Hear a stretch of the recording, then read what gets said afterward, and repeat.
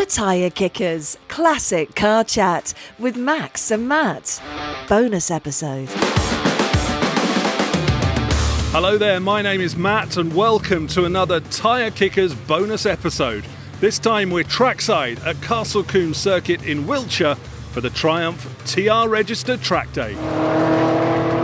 In this episode we'll be finding out if racing your classic is a lot more fun than just driving around in it. So come with us as we drive you round the bend in some classic cars. The Tyre Kickers Podcast with Max and Matt.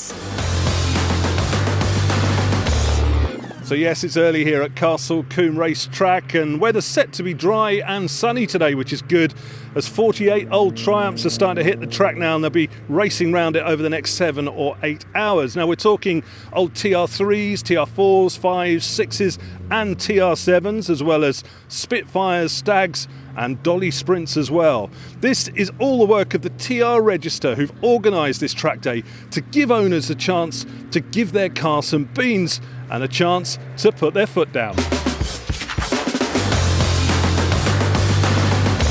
Well, I've hot-footed it over to the paddock now. I'm surrounded by loads of Triumphs. I can see them as far as the eye can see. Some have come on trailers, some are being worked on before going on the track, and I found the organiser of this, Kevin Bryant, with his 1960 TR3.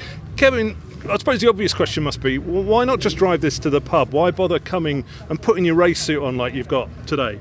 Because it's so much fun. That's the difference. I mean, you'll come out with a car with me and you'll see on the road you drive sensibly and responsibly, and on the track you can be a hooligan. That's what the difference is. Is that the and appeal? It's great fun. That's the appeal, is it? A chance to be able to put your foot down and give it some? Yeah? Absolutely, yeah. You find out the limits of your car and you find out your limits as well as a driver. I didn't bring mine down because he said in the safety briefing, make sure all your stuff's screwed together and your wheels are tight and all that sort of stuff. Do you have to do extra work on the car to make sure it's all right for the track? Not really. It's just, I mean, if it's good enough for the road, it's good enough for the track, I would say. Obviously, on a track, it might be a little bit more demanding because you're braking heavier, accelerating harder and that type of thing. But the reality is, if something happens out there on the track, you've got marshals, you've got ambulances, you've got the support team that needs it. If it happens on the road, what you can do, you can hit some street furniture or something like that. So if it's good enough for the road, it's good enough for the track, I say. You don't have to gun it, do you? Some people do, some people don't. It's up to you, isn't it? Absolutely not. No. So we've got some very fast cars and slow drivers. We've got some slow cars and fast drivers. But it works. I mean, you've got. I'm going out with you in a minute. Which are you? I'm a slow car. But I have got a race suit on. Right. So we will gun it a little bit, yeah. All right, let's give it a go.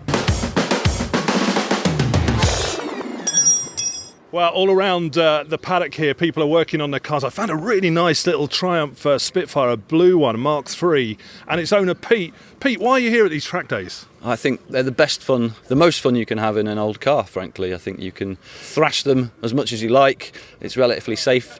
Like-minded people, surrounded by great old cars, and you can mix it with more powerful cars and less powerful cars, and everybody's having a good time. Now, yours is a what, 1970? 69. 69, okay. So it's an old car, you know, are you confident being out on the track now? You've done this a few times. Yeah, this is my 5th time, I think, and yeah, the car's never let me down so far, touch wood, who knows.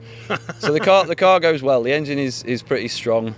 It's the driver who usually causes the issues. And how addictive are these things? You know, I mean, you've obviously been more than once. Why do you keep coming back? Well, after the first one, I just found it was just another level of enjoyment. I absolutely love it. So it's the TR day that they do every year that Kevin organises. This is the only thing that I clear my diary for as a car event, because I think it's just a step above everything else.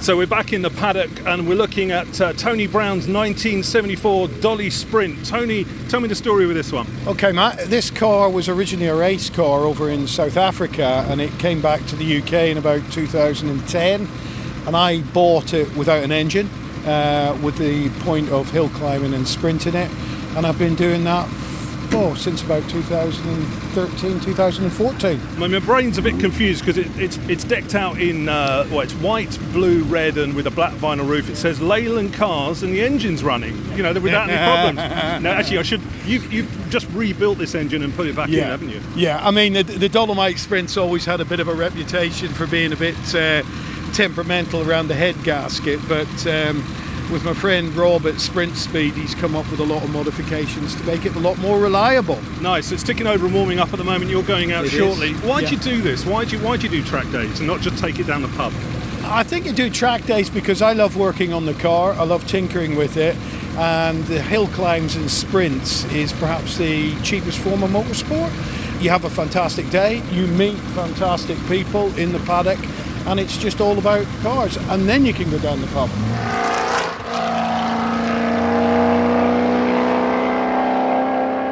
So I'm here with Mike Scott and his white TR6. He's a first timer at this event. He's got his crash hat on. You're about to go out on the track.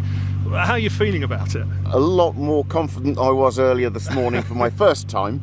I haven't done anything like this before, and I thought it's about time I learnt how the car can behave on a safe environment rather than on the road, and the roads are getting terrible where we are. So I thought, come and give it a good old hammer around the track and see how it handles. All right, we'll take it out and we'll catch you when you get back in. Brilliant, thanks. Cheers.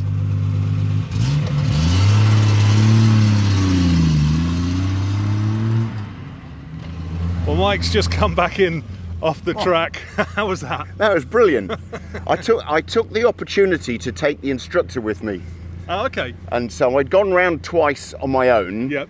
And so the instructor sat with me, and he's done Told this. you you're doing it all wrong, essentially, yeah? Most of it.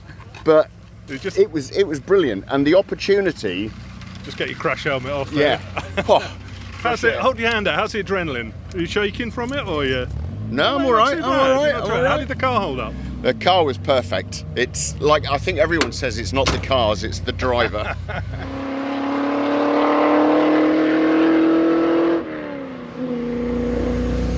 Well, I'm now inside Kevin's TR3A and we're coming out of the pit lane onto the track. And I'm getting the first-hand feel of what it's like to go round in a classic car round a track. Just pulling out now the pit lane, we're joining the track, you can hear it's speeding up. This is a roadster, so we are exposed here. We're going around to warm the tyres up first of all. Just coming into the first corner.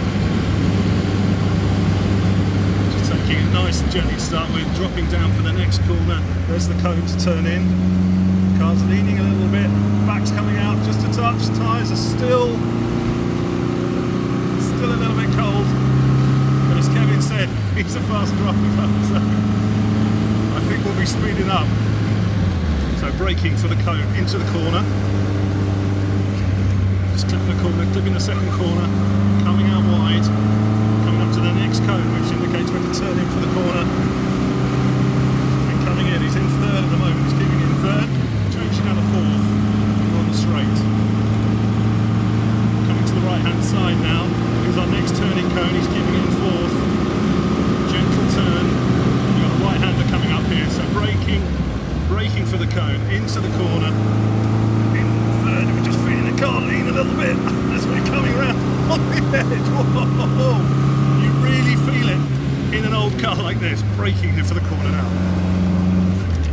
I did this in a modern car recently around Thruxton, and you can tell the difference of being in a 60s car and a modern car. There's much more body lean. You feel the weight of the car really moving about. Modern cars are so much more planted than classic cars, but don't get to feel this normally, so we're just braking out into the corner, coming around again, tyres are a little bit warmer.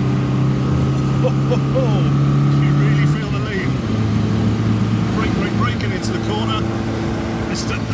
Double hander, and into this corner. You can hear the squeal, the tyres are warmed up now. A little bit of back end slide out. Oh, holding on as we go around this next corner. Really starting to push it a bit more now. Up to the next braking cone, it's a little gentle corner this one, and then we've got a sharp right hander to come. There's a TR6 in front of us. Braking into the corner and leaning again, you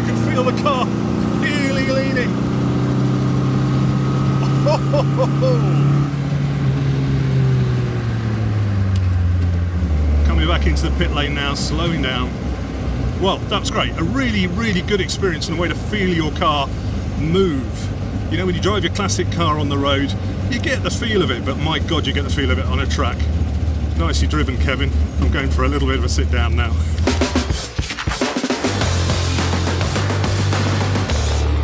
Well, that's about it for this bonus episode from here at Castle Combe. Hopefully it's got you interested in taking your classic to a track day rather than just down the pub. Let us know what you think. Would you want to give your old car a good workout around a track or not? We'll stick a post up on our socials. Get involved and comment on that. Also, don't forget to check out our other bonus episodes. We've done them on XJS's, Sunbeam Tigers and Range Rovers.